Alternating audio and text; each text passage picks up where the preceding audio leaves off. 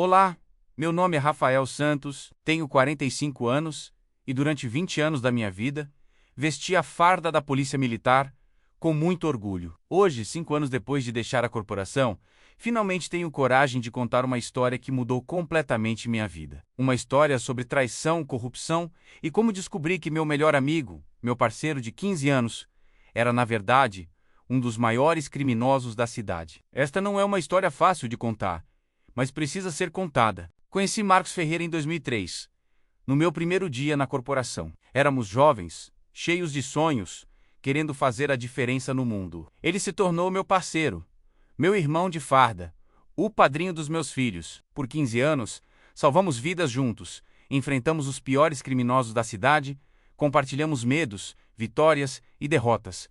Mas tudo isso era uma mentira. Uma grande e terrível mentira. Durante os primeiros anos, Marcos era o policial mais dedicado que eu conhecia. Sempre o primeiro a chegar, o último a sair, corajoso, determinado, honesto, ou pelo menos era o que eu pensava. Em 2018, 15 anos depois que começamos a trabalhar juntos, comecei a notar mudanças estranhas no comportamento dele. Pequenas coisas no início. Chegava atrasado, evitava certas operações, sempre tinha desculpas para não participar de apreensões de drogas. Eu pensava que fosse estresse, problemas familiares, talvez até depressão. A vida de policial é pesada, todos nós sabemos disso. Então, como um bom amigo, eu tentava ajudá-lo, cobrir por ele quando necessário.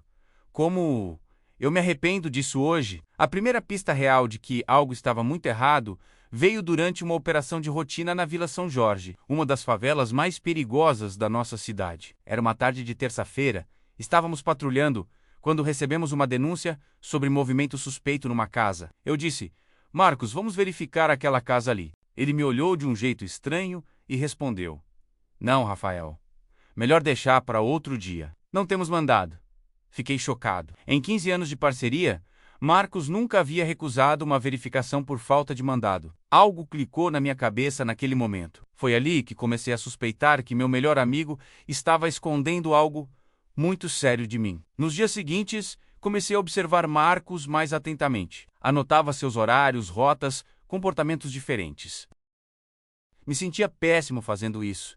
Estava espionando meu melhor amigo, meu irmão de farda. Durante 3 semanas, documentei tudo em um caderno que escondi no meu carro. Marcos se encontrava regularmente com pessoas que eu não conhecia. Sempre nos mesmos lugares, sempre nos horários em que deveria estar patrulhando comigo. Reconheci alguns rostos. Eram pessoas fichadas por tráfico, assaltantes conhecidos na região. Por que meu parceiro estava se encontrando com criminosos? Várias hipóteses passaram pela minha cabeça. Infiltração, operação secreta, talvez até chantagem. A verdade era muito pior do que eu imaginava. A prova definitiva veio numa terça-feira chuvosa de outubro de 2018. Segui Marcos até um galpão abandonado na periferia da cidade. Estacionei longe, caminhei até uma janela quebrada dos fundos e espiei lá dentro. O que vi naquele momento mudou minha vida para sempre. Marcos estava sentado numa mesa com João Caveirinha, um dos maiores traficantes da região, contando dinheiro. Muito dinheiro. Havia drogas espalhadas pela mesa, armas, pilhas de notas. Meu parceiro não estava investigando nada. Ele era parte da organização. Fiquei ali, escondido atrás daquela parede, vendo meu melhor amigo negociar drogas como se fosse um empresário qualquer. 15 anos de amizade, de confiança, de irmandade. Tudo mentira. Voltei para casa naquela noite completamente destruído. Minha esposa Clara percebeu imediatamente que algo estava errado. Eu estava pálido, tremendo, não conseguia nem olhar nos olhos dela. Como eu explicaria que o homem que jantava na nossa casa todos os domingos, que era padrinho do nosso filho mais novo, que a Clara considerava um irmão, era na verdade um criminoso perigoso? Passei a madrugada inteira acordado, tentando processar tudo. Relembrei situações dos últimos anos.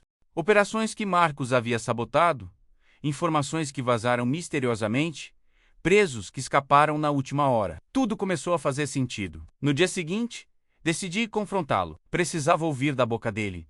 Precisava entender por que meu irmão de farda havia escolhido o lado errado da lei. Foi a conversa mais difícil da minha vida. Chamei Marcos para uma conversa particular na viatura, longe de outros policiais. Meu coração batia tão forte que achei que ele fosse ouvir.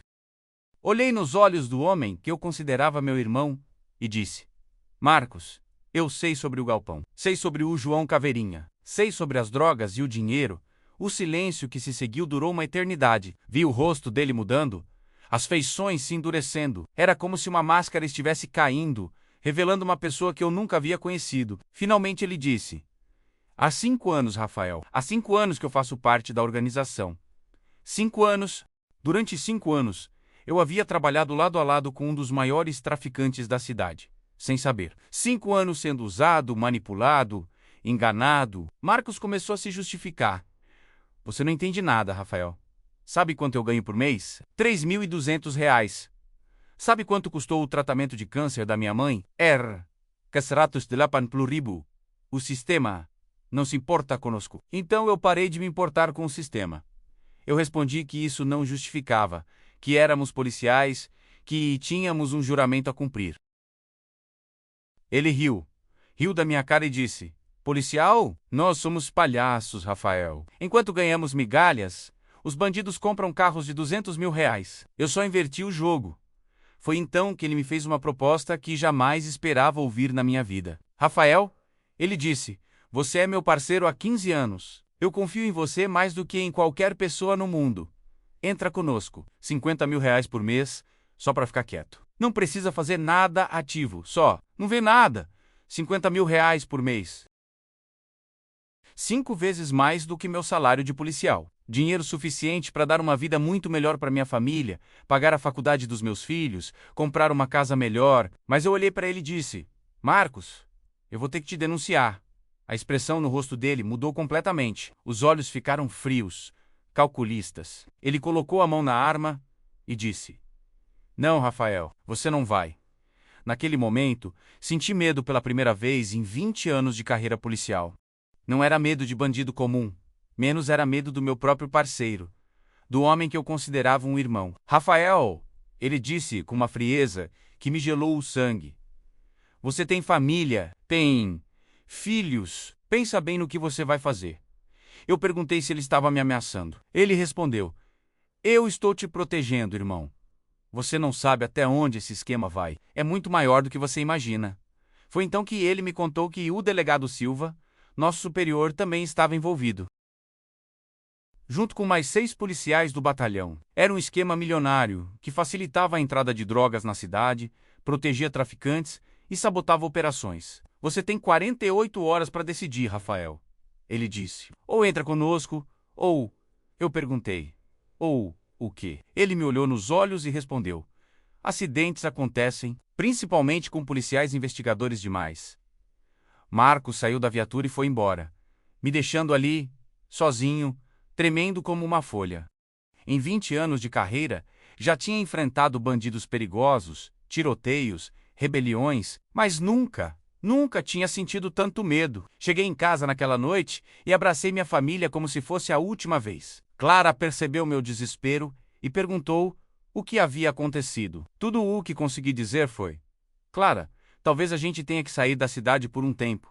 Passei 2 noites sem dormir. A cada ruído na rua, pensava que eram eles vindo atrás de mim e da minha família. Clara estava desesperada. As crianças perceberam que algo muito sério estava acontecendo. No 3º dia, tomei a decisão mais difícil da minha vida. Eu não podia denunciar Marcos. O próprio delegado estava envolvido. Quem acreditaria em mim? Não podia entrar no esquema. Não era quem eu era. Não era o que meus pais me ensinaram. Só restava uma opção. Pedi aposentadoria imediata. Alegrei problemas de saúde, estresse pós-traumático. Vendi nossa casa em 2 semanas e mudei com a família para uma cidade do interior, a 500 quilômetros de distância. Marcos tentou me contatar várias vezes durante esses primeiros meses.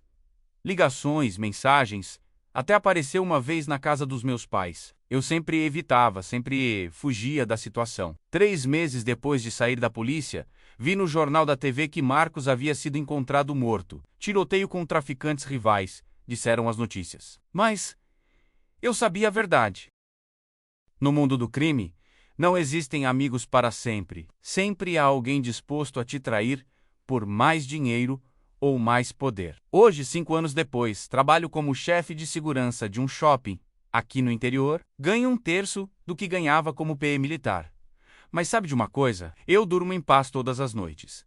Minha família está segura. Minha consciência está limpa. Se você é policial e está assistindo a este vídeo, deixe um conselho. Não importa quanto dinheiro ofereçam, não importa quão difícil seja a sua situação financeira. Não vale a pena. A farda que vestimos representa algo muito maior que nossos problemas pessoais. Algumas escolhas não têm volta. Esta foi minha história. A história de como descobri que meu melhor amigo era meu pior inimigo. De como uma decisão salvou minha vida e minha alma. Obrigado por terem me escutado.